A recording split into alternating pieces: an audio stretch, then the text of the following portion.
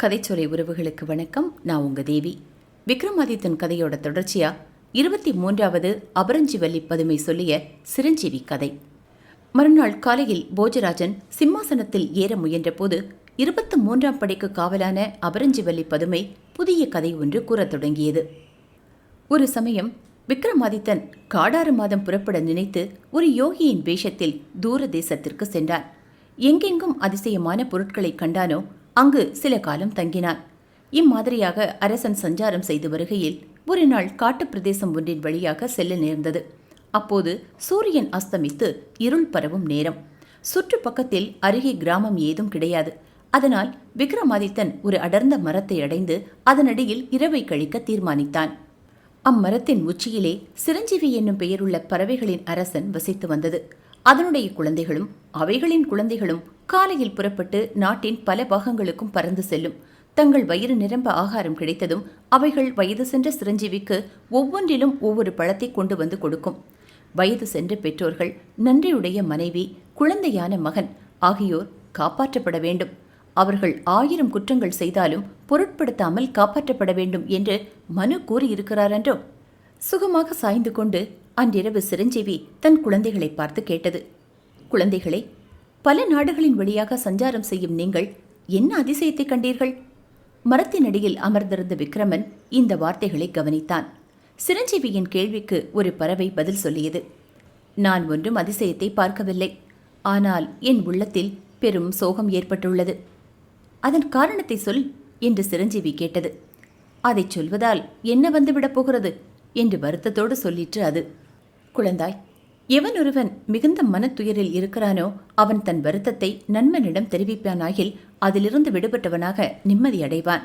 ஆகவே தயவு செய்து உன் உள்ளத்தை குடைந்து கொண்டிருக்கும் துயரை வெளியிட்டுச் சொல் என்றது சிரஞ்சீவி. அப்பா, வடநாட்டிலே சைவால கோஷம் என்ற மலை ஒன்று உண்டு. அதன் அருகிலே பூத நகரம் ஒன்று இருக்கிறது. மலையின் மீது வாசம் செய்யும் ராட்சசன் ஒருவன் தினமும் அந்நகரத்துக்கு வருகிறான். வழியிலே யார் அவனுக்கு எதிர்ப்படுகிறானோ அவனை பிடித்து மலைக்கு தூக்கிச் சென்று விடுகிறான். அங்கே அவனை கொன்று புசித்து விடுகிறான். இதனால் நடுங்கி போன நகரத்து ஜனங்கள் ஒன்று கூடி ஒரு நாள் ராட்சசனிடம் முறையிட்டனர். பகசாசுரா, யாரை சந்திக்க நேரிடுகிறதோ அவர்களை தூக்கி போய் சாப்பிட வழக்கம் வேண்டாம். நாங்களே தினத்திற்கு ஒரு மனிதராக உனக்கு ஆகாரத்திற்கு அனுப்பிவிடுகிறோம்.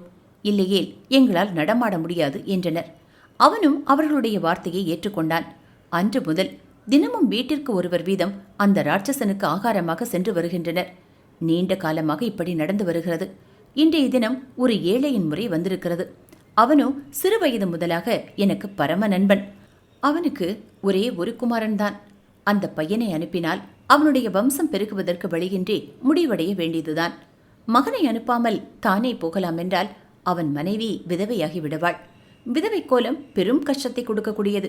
ஆகவே அவர்கள் படும் இக்கஷ்டத்தைக் கண்டு நானும் மிகுந்த வருத்தமடைகிறேன். இதுதான் என் துயரத்திற்கு காரணம். அதன் வார்த்தைகளை கேட்ட மற்ற பறவைகள் அதை பெரிதும் புகழ்ந்தன. ஆ, இவன் அல்லவா உண்மையான நண்பன். நண்பனின் கஷ்டத்தைக் கண்டு தானும் துயரப்படுகிறான்.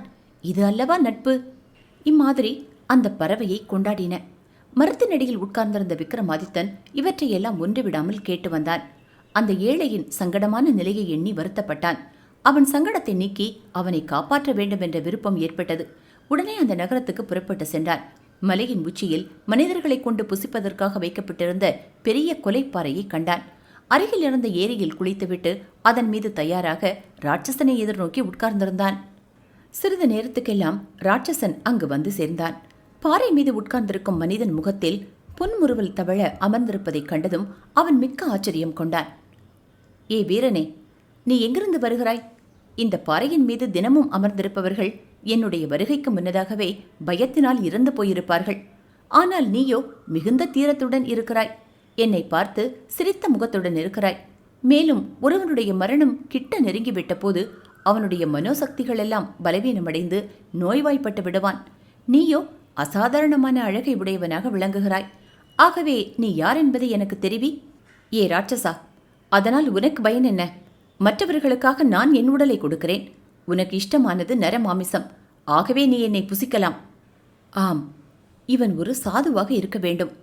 மற்றவர்கள் சந்தோஷம் அடைவதற்காக தன்னுடைய இச்சைகளை தியாகம் செய்கிறான்.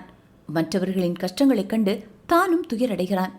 இவனை சாதாரண மனிதன் என்று நினைத்தது தவறு.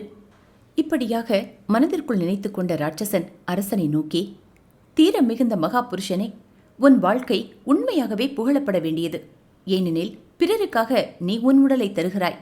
இந்த பரோபகார செய்கை மூலம் நீ எல்லா நற்குணங்களையும் அடைந்து விட்டாய்.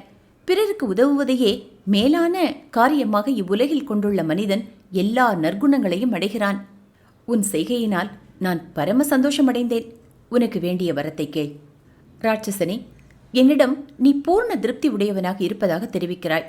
அது உண்மையானால் இன்றிலிருந்து மனிதர்களை புசிப்பதை நிறுத்திவிடு. நான் சொல்வதை கவனமாக கேள்.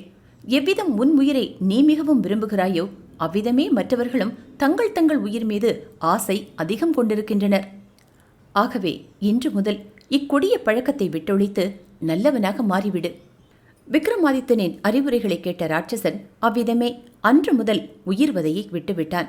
அரக்கனிடமிருந்த பயத்தை நீக்கி நகரத்து மக்களுக்கு க்ஷேமத்தை கொடுத்துவிட்டு விக்ரமாதித்தன் தன் நகரம் திரும்பினான். இவ்வாறு பதுமை கதை சொல்லி முடித்தது. பொழுதும் அஸ்தமித்தது.